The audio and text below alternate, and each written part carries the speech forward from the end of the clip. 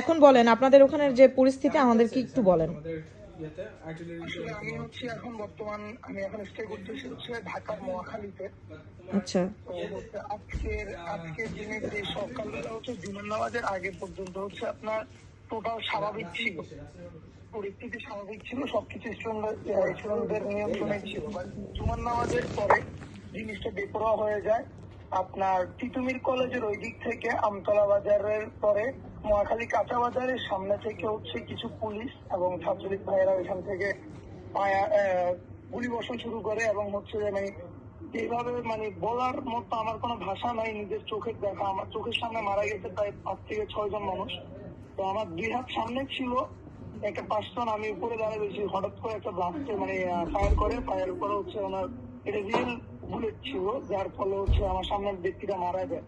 And ছোট বাচ্চা হতে শুরু করে একদম আমি একটা যেটা নিজের চোখে দেখছিলাম ক্লাস সর্বোচ্চ গেলে 2 থেকে 3 হবে, বয়স 8 থেকে 9 বছরের বেশি হবে না। ওরে পর্যন্ত ছাড়ে নাই, ওরে পর্যন্ত রাবার বুলেট মারা হয়েছে আজকে মহাখালীতে। ওরা ফ্লাইওভার মহাখালীতে ওভারব্রিজ যেটা আছে, এই ফ্লাইওভার যেটা আছে, ফ্লাইওভারের উপর থেকে কিছু সংখ্যক পুলিশ রেল লাইনের উপরে যে সাধারণ জনগণ ছিল, স্টুডেন্ট ছিল, ওদের উপর অনবরত আপনার হচ্ছে করছে, ফায়ার করছে। এতে আজকে মহাখালীতে প্রায় মিনিমাম 10 থেকে 15 জন মানুষ আজকে মারা গেছে মহাখালীতে। এবং মিরপুর 10 আমি যতটুকু পর্যন্ত আমার ফ্রেন্ডের মাধ্যমে শুনেছি যে মিরপুর 10 এবং উত্তরের অবস্থা খুবই বাজে ছিল। আপনার উত্তরাতে হচ্ছে যে হেলিকপ্টার থেকে ল্যাবে উপর থেকে ফায়ার করছিল, এদেরকে এটা মহাখালীতে হয়েছিল। মহাখালীতে উপর থেকে হচ্ছে এই ল্যাবে আপনার ফায়ার করছে, আর পাশাপাশি হচ্ছে যে উপর থেকে একটা গ্যাস, কি জানি একটা গ্যাস ওনারা এনে গ্যাসটার নিচে ছাড়ছে, যেটার ফলে অনেকে জ্ঞান হারাইছে। মানে খুব বাজে একটা গ্যাস। আচ্ছা, যারা হচ্ছে ওখানে গুলিবিদ্ধ হয়েছে তাদেরকে কোন হসপিটালে নেওয়া হয়েছে? তাদেরকে নেওয়া হয়েছে সঠিক বলতে পারতেছি না, আমার যতটুকু পর্যন্ত হচ্ছে আইএমএস কিংবা হচ্ছে আপনার এই যে বঙ্গবন্ধু শেখ মুজিব যে মেডিকেল কলেজটা ওইদিকে নেওয়া হয়েছে। বাট হচ্ছে ওদেরকে মহাকালে আমি সঠিক ওই জিনিসটা জানি না কোন হসপিটালে। আচ্ছা, রাস্তার মধ্যে অবস্থানটা এখন একটু বলেন যে কোনো স্টুডেন্টরা কি এখনো রাস্তার মধ্যে আছে কিনা, বিভিন্ন রাস্তায় মিরপুর কিংবা মহাখালীর এদিকে? মহাখালীর ওইদিকে বিকাল থেকে সন্ধ্যা পর্যন্ত রাস্তায় মানুষ ছিল, যখন হচ্ছে সাধারণ পাবলিক ছিল স্টুডেন্ট থেকে সাধারণ পাবলিক ছিল বেশি। এখন সাধারণ পাবলিকের উপর যখন আঘাতটা আসছে তখন সাধারণ পাবলিকে হচ্ছে আপনার করছিল আর কি, এটা নিয়ে প্রতিবাদ করছিল। এখন মানে রাত রাত যখন হয়েছে তখন সবাই বাসা চলে গেছে? জি, রাত যখন হয়েছে তখন বাসায় চলে গেছে। ইভেন কি রাতের প্রায় 1টা পর্যন্ত ছাত্রলীগ মহড়া দিছে মহাখালীর আশেপাশে। 1টার পরেও কিন্তু আমরা কিছু গুলিগালাজের শব্দ শুনছি, বাট হচ্ছে আমরা তখন স্পটে ছিলাম না, আমরা বাসায় ছিলাম। আচ্ছা, আপনারা বাংলাদেশের যে যারা হচ্ছে এই আন্দোলনটা সমন্বয় করছে, স্টুডেন্ট আন্দোলন, কোটা আন্দোলন যেটাকে বলছেন, সেই আন্দোলনে আপনারা আগামীকালের কর্মসূচিটা মানে কি, আপনারা কি বসতে চাচ্ছেন?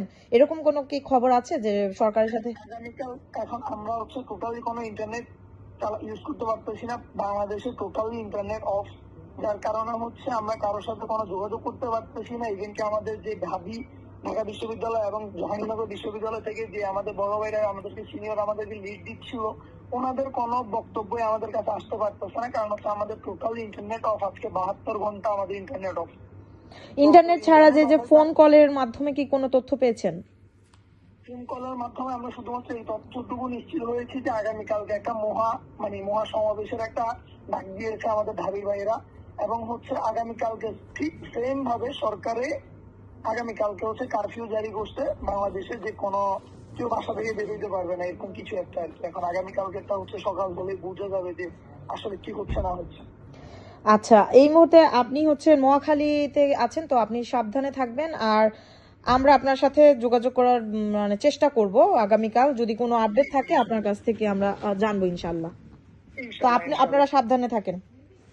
ইনশাল্লাহ। আসলে মানে সাবধানে কিভাবে থাকবো আমরা, চোখে বিশ্বাস করতে পারতেছি না যে এইভাবে মানুষকে মারা হয়, এইভাবে ছাত্রদের উপর গুলি চলে। আমরা এটা সুষ্ঠু একটা বিচার চাই। সেটার জন্য আমরা আমরা যতটুকু পারি আমরা আসলে প্রচার করছি। আমরা বিশ্বের কাছে আসলে বিষয়গুলো তুলে ধরার চেষ্টা করছি। যেহেতু ইন্টারনেট নাই, আমরা বিভিন্ন সোর্স থেকে নিউজগুলো নিয়ে আমরা আপডেট দেওয়ার চেষ্টা করছি এবং বিভিন্ন নিউজেও হচ্ছে। তো আশা করি কোনো একটা সমাধান হবে। আমার ঠিক মতো কথা বলতে পারতেছি না আপনাদের সাথে। রীতিমতো আমার শরীর এখনো পর্যন্ত শরীরটা ব্যাকডেট করতেছে, কারণ হচ্ছে মানে যে চোখের সামনে মানুষকে মেরে ফেলা হয়েছে এরকম একটা সিন দেখার পরে কারোই মন মেজাজ বা শরীর ঠিক থাকার কথা না। তো এই ক্ষেত্রে হচ্ছে এরকম একটা সিচুয়েশনে আমরা আছি আর কি। সেটাই, আগে আসলে নিজের জীবনটা বাঁচাতে হবে। সো আপনারা যতটুকু পারেন একটু সেফলি থাকার চেষ্টা করুন। ইনশাআল্লাহ। ওকে ভাই, আল্লাহ হাফেজ। আসসালামু আলাইকুম।